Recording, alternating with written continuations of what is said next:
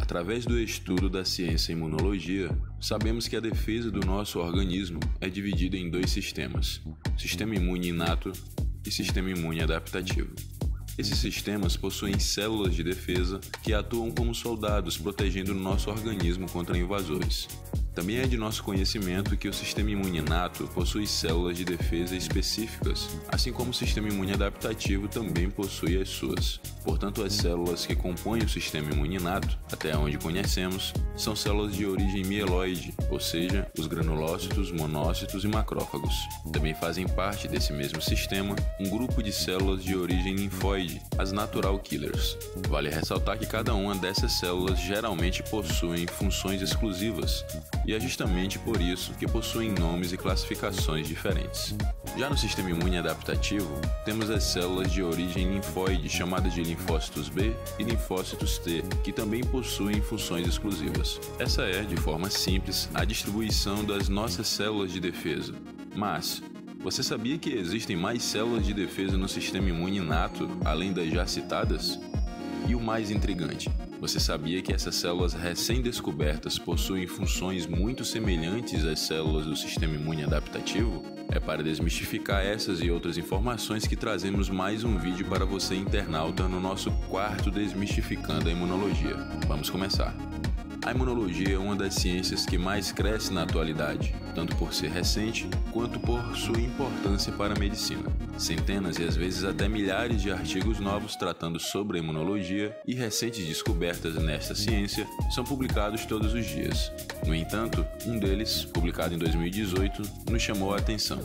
Seu título é Células Linfóides Inatas, 10 anos depois. Portanto, por ser baseado no artigo acima citado, este vídeo tem por objetivo tratar a respeito das células linfóides do sistema imune inato, suas funções e classificações. Em 2013, a União Internacional de Sociedades de Imunologia trouxe à tona a existência de outras células de defesa até então desconhecidas. São células de origem linfóide, mas que incrivelmente fazem parte, junto das natural killers, do sistema imune inato. Portanto, as células de origem linfóide que fazem parte do sistema imune inato, de acordo com essa nova proposta, foram divididas em 3 grupos. Grupo 1, formado pelas células do tipo NK, ou natural killers, e as células ILC1. Grupo 2, formado pelas células do tipo ILC2. E por fim o grupo 3, formado pelas células do tipo ILC3 e LTI. Entretanto, em 2018, a União Internacional de Sociedades de Imunologia propôs uma mudança na classificação dessas células, justamente por estas possuírem funções tais que indicavam necessidade de uma nova classificação. Por fim, a proposta atual e já aprovada de divisão dessas células ficou assim: Natural Killers, ILC1, ILC2, ILC3, LTI. Essas células são de origem linfóide, ou seja, têm sua origem em um progenitor linfóide. Este é o esquema que mostra a origem de todas essas células. Primeiro temos as células denominadas CLPs, as chamadas progenitoras de linfóides comuns. Essas células se diferenciam em outras que recebem a sigla CILPs, que significa progenitoras de linfóides inatos comuns. Essas células, por sua vez, também se diferenciam em outras duas. Uma delas recebe a sigla de SHIELPs, que significa progenitoras ajudantes comuns de linfóides inatos. A outra recebe a sigla de NKP, que significa células precursoras de natural killers. Essas células dão origem às natural killers. As células SHIELPs dão origem a outras 2 células. Uma recebe a sigla ILCP, que significa precursores de células linfóides inatas. Essas células dão origem às células ILC1, ILC2 e ILC3. A outra se chama LTIP, sigla essa que significa progenitores de indutores de tecido linfóide. Essas células dão origem às LTI, as células indutoras de tecido linfóide. Agora que sabemos a origem de todas as células linfóides inatas, até então conhecidas, veremos um pouco de suas funções e características. Células natural killers. Como sabemos, as células natural killers são citotóxicas, ou seja, atuam matando células consideradas nocivas, o que as tornam bem semelhantes às células TCD8. Essas células circulam na corrente sanguínea, possuem origem linfóide e emergem no organismo no período de 2 a 3 semanas após o nascimento. células linfóides inatas do tipo 1, ILC1. Essas células são pouco ou nada citotóxicas. Residem nos tecidos, possuem origem nas células chamadas precursoras de células linfóides e são a primeira linha de defesa contra infecções por vírus e certas bactérias intracelulares. Essas características tornam essa célula bem semelhante aos linfócitos TCD4 de perfil TH1. Células linfóides inatas do tipo 2, ILC2. São células residentes nos tecidos, fazem reparo tecidual e também atuam com respostas imunes a parasitas. Essas funções tornam essas células semelhantes às células TCD4 de perfil TH2. Células linfóides inatas do tipo 3, ILC3. Essas células são abundantes em mucosas, mantêm a homeostase intestinal, regulam a resposta de células TH17 e estão envolvidas em resposta imune a bactérias extracelulares e na contenção de comensais intestinais. Essas características tornam essas células homólogas às células TCD4 de perfil TH17. Por fim, temos as LTI. As LTI são células que têm como principal função a formação de linfonodos secundários e as placas de Peyer, que é um tecido linfóide encontrado no intestino. Diante dessas informações, podemos perceber que o sistema imune inato, apesar de ser conhecido como limitado por não ser tão específico quanto o sistema imune adaptativo, é na verdade bem mais complexo e completo do que se imagina. Como vimos, existem células do sistema imune inato que são homólogas às células do sistema imune adaptativo, o que sugere uma grande e desconhecida importância do nosso sistema imune inato. A seguir, conheça um pouco mais a respeito da complexidade de como funcionam as células linfóides inatas.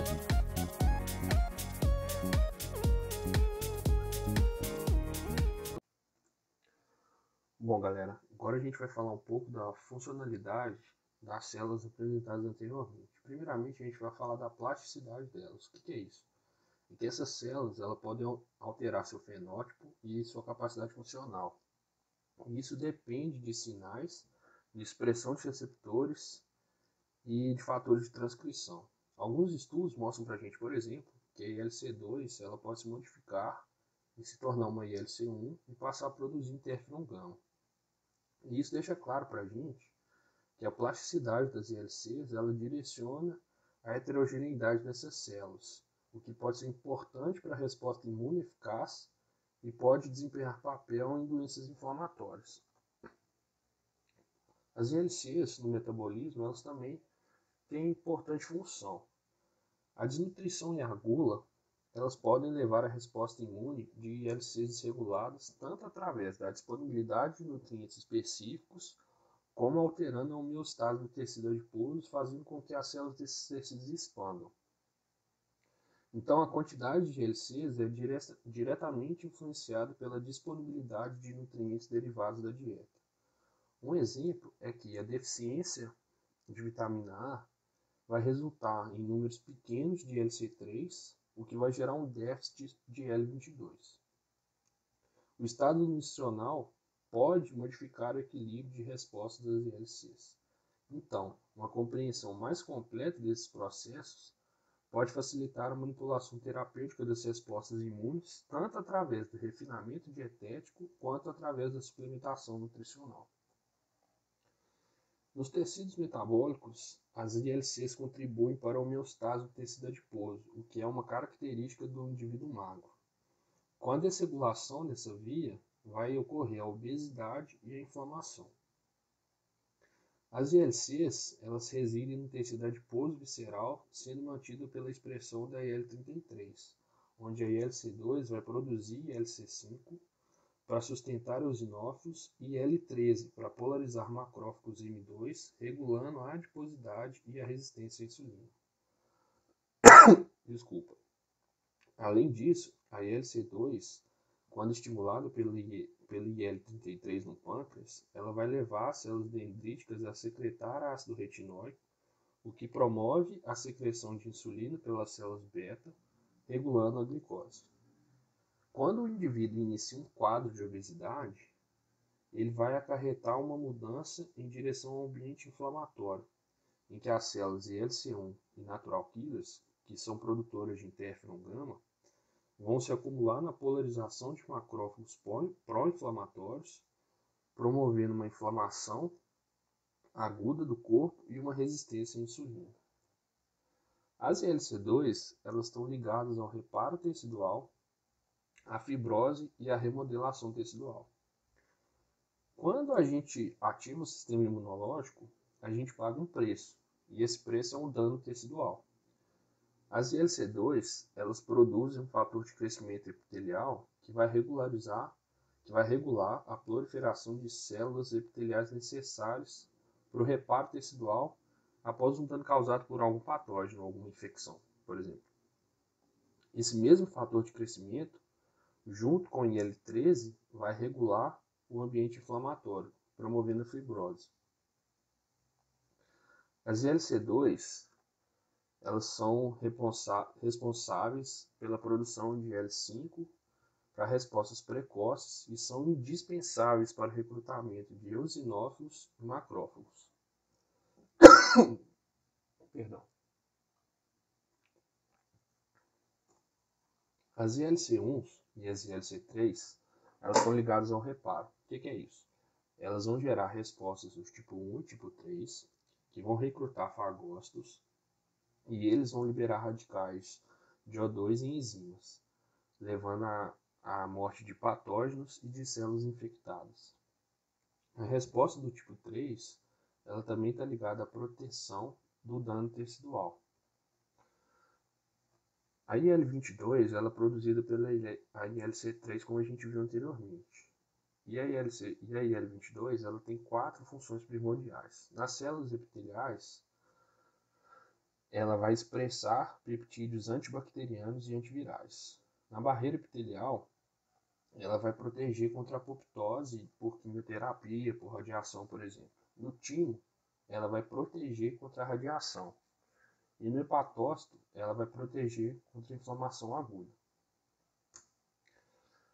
A regulação neuronal de respostas de ILCs. O artigo ele mostra para a gente que a resposta imune está diretamente ligada ao cérebro e ao sistema nervoso. O que é isso?